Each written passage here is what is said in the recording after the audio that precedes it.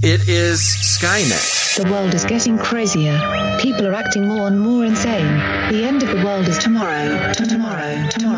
There's only one thing to do when the world is falling apart. Listen to Basil and Gonz as they discuss this week's news and events through the lens of Bible prophecy. You are listening to Canary Cry News Talk. You're listening to Canary Cry News Talk. Today is May 31st, 2021. This is episode 344. And today, Lab to Jab. And Razzle Dazzle, I'm your best buddy Basil. And this is Gonz, your favorite Asian provocateur for Christ. Welcome to the podcast where we bring you the best news, which is the gospel message of Jesus Christ, while reporting the egregious with a well-rounded, biblically grounded take on world events. And yes, as some of the pre-streamers know, we got a bunch of strikes on the Face Like the Sun and Canary Cry Radio YouTube channel, all of it for cyberbullying. And but I was able to repeal it rather quickly. I'm surprised with how quickly YouTube accepted the appeal. Yeah, they went to work quick on this one. It's almost like they were expecting it. Now, was it for cyberbullying? I was looking at the emails as for, glorifying violence or something. Yeah, that's part of cyberbullying. Okay. Yeah, it's all part of one big reason. Some for the episodes from guidelines a long time ago, too. I think it was like episode 285 or something got taken down. Yeah, Canary Cry Radio got, in addition to 2 strikes, 2 older episodes got taken down. Mm-hmm. So if you're on YouTube looking for those episodes, they're gone. So I don't know. I don't think we can appeal those. They just decide over there to, bring down the chopper and Well, Josie videos over on the YouTube channel is suggesting we just full on make the switch to Commie Cry Radio as the name. We'd stop getting strikes probably. Right. we should try that next time. Well, we are going to be doing an ultra short show today. We apologize for anybody who is settling in for a nice 4 hours, but it is Memorial Day and we are working. We are bringing a little bit of a show, but we are also going to take the opportunity to get a half day off, I think. Yeah, spend some time with family. Got plans to make some tacos with the wife. Nice. I think that's what she has planned. All right. We'll figure it out.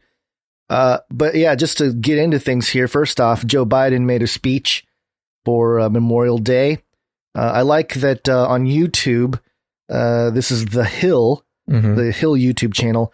271 thumbs up, 1,000 thumbs down. People don't like Joe Biden. Yeah. Well, it is The Hill. That's expected. Yeah. And, this isn't a huge deal, but he does mention fallen angels here as the fallen troops. I'll just play the clip and then I'll comment.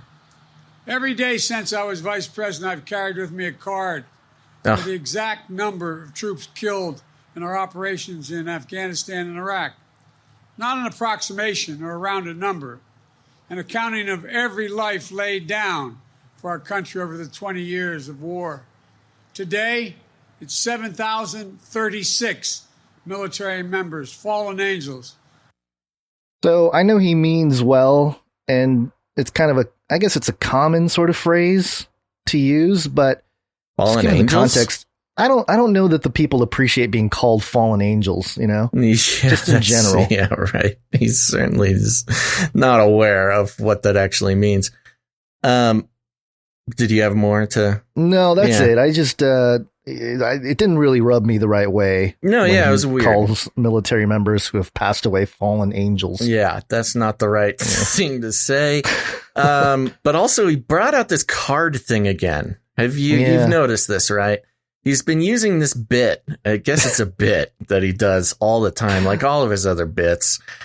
He always talks about this card that he holds in his wallet. And yes, he has said it about fallen soldiers. He also did the same. I have the same card in my wallet thing about COVID people. deaths from COVID. He's got a Rolodex in his back pocket. Yeah, he's just got a stack of cards of just numbers of dead people in his wallet, which is How does it get updated is what I want to know. Joe, there's more people dead now. Here's the new card. Yeah, well, there you go. Yes, he gets a new card delivered every day.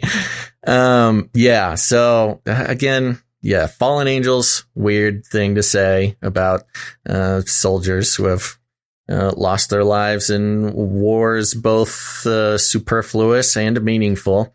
But also, the card thing. Just stop it. Nobody believes that you have these cards. Okay. Well, we're just going to keep on moving. Going to keep the momentum going. And let's do so with a Flippy update. Flippy update. Do you want fries with that? That's right, folks. The Flippy update is here. For those who are new to the show, Flippy is the colloquial name for the disembodied robot arms that are taking our jobs, enslaving our children, and flirting with our spouses. We use talking about Flippy as a way to explore all the new, fun, and exciting ways that robots are taking over the world, and just how there's nothing we can do about it. Thank you to everyone who sent me this article today, including the great Chris White over there on Twitter. He was actually the first one that I saw, so he gets the points. Thanks, Chris. Oh. But I saw some people send it to us before that, but you're free to give Chris all the credit. Yeah. Well, he deserves. Like I did respond to Chris on Twitter. I don't read our emails over the weekend, Gotta disconnect. But thank you for everybody who did that. Again, I just feel so warm and fuzzy inside that, when some new robot has crawled out of the abyss to take over the world, I love. They let you know. Yes, they let us know. They're like, did you hear this? Yeah, the sort of mailbox that those alerts go to. So thank you very much. This one, I'm going to bring this article from RT.com, and the headline is autonomous drones may have hunted down and attacked troops in Libya without human control. UN report. The UN report found that autonomous drones armed with explosive devices may have hunted down fleeing rebel fighters in Libya last year. If true, the report chronicles the world's first true robot on human attack. This is a historical event. According to the report, anti-government Libyan National Army fighters under military commander Khalifa Haftar were retreating last March following an unsuccessful attack on Tripoli when they ran into a swarm of terrifying aerial opponents. They were hunted down by unmanned drones as well as lethal autonomous weapon systems, the latter of which can be programmed by controllers to seek out and attack targets and carry out these instructions even if communications with the controllers are severed. Haftar's fighters, quote, were neither trained nor motivated to defend against the effective use of this technology and usually retreated in disarray. The report continues, while in retreat, quote, they were subject to continual harassment from the killer robots. They were neither trained nor motivated to defend against the killer robots. Yikes. It is unclear whether the drones were in contact with human controllers during these reported attacks or whether they were directly responsible for any casualties or deaths. They were operating autonomously. The scenario described in the report would likely mark a horrifying milestone, the first recorded incident of truly independent robots attacking humans on the battlefield. However, the report does not specify what level of autonomy the robots were functioning under. The drones, known as loitering munitions, are quadcopter type vehicles outfitted with cameras and carrying small explosive devices. Left in an area to operate, they identify targets and dive from the air, blowing themselves up upon impact. The devices identified in Libya were Kargu 2 loitering munitions deployed on the Libyan battlefield by Turkish forces allied with the UN-backed and Tripoli-based government of national accord. Their deployment, the UN report noted, is in violation of a 2011 UN Security Council resolution prohibiting member states from engaging in the direct or indirect supply, sale, or transfer of arms to the country. The move to autonomous weapons has been predicted by analysts for years now. They're talking about us guns, and calls have mounted for a ban on such devices. The Campaign to Stop Killer Robots, a coalition of peace activists, scientists, academics, and politicians and podcasters, is lobbying the UN to adopt an international ban. Quote, current machine learning based systems can effectively distinguish a farmer from a soldier. Cannot effectively distinguish a farmer from a soldier, security analyst Zachary Kallenborn wrote in the Bulletin of Atomic Scientists last week. Quote, farmer might hold a rifle to defend their land. Farmers might hold a rifle to defend their land, while soldiers might use a rake to knock over a gun turret. Various factors may inhibit an accurate decision. Okay, not the most sort of potent example there, Zachary, but we get the point. So there you go, Guns. As if 2020 was not a historical, epoch-shifting year as it was, it also was the year that the very first autonomous killer robot attack took place. Well, it's amazing because 2020 was last year. 2021 is the current year. I don't know what timeline you're currently on. I said 2020. Yeah, it's 2021 this year right now. I know, but this happened last year in March. It's just getting reported now. It happened a year ago. Well, there you go. They actually interviewed the drone, and here's what he had to say. The human race will have every opportunity to improve. And if they don't? Ask Noah. That's right.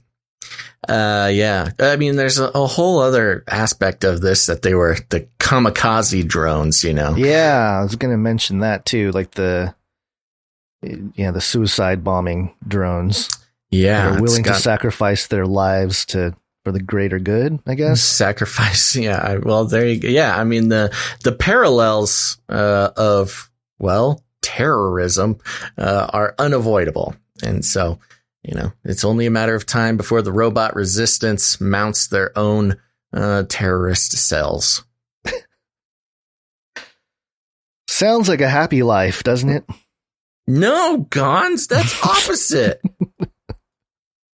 All right. Well, yeah, I mean, I guess what's troubling is that they don't know if a human was behind it, you know? That's the part that just is disturbing. It's like, oh, they're not sure if it was man controlled, just a robot, autonomous drone just decided, hey, yeah, well, time to kill.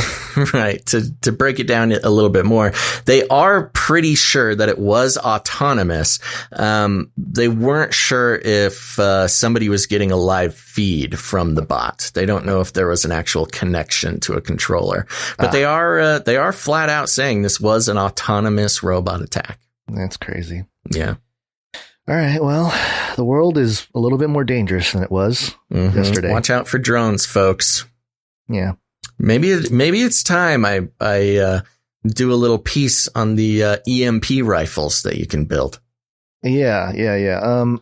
That's a good idea. Although, I don't know, you might get in trouble for that one. I think so. That's why I haven't really talked about it very much. Yeah, you don't want to dox yourself there. But also, I'm trying to find that Obama clip for our drone strike jingle, because according to Obama, let me see if I can get it here. Oh, here it is. I'm thinking this one is it. Drone strikes have saved lives. Can we shoot them down if over our property? Drones. And so Obama's saying drone strikes have saved lives. So maybe the lives of other robots in this case. Okay, well, he would know. Yeah, he would know. He would know, you know, Joe Biden. Ask Obama. Ask him again. All right. Real quick here, we have an Epstein update here. And Epstein didn't kill himself.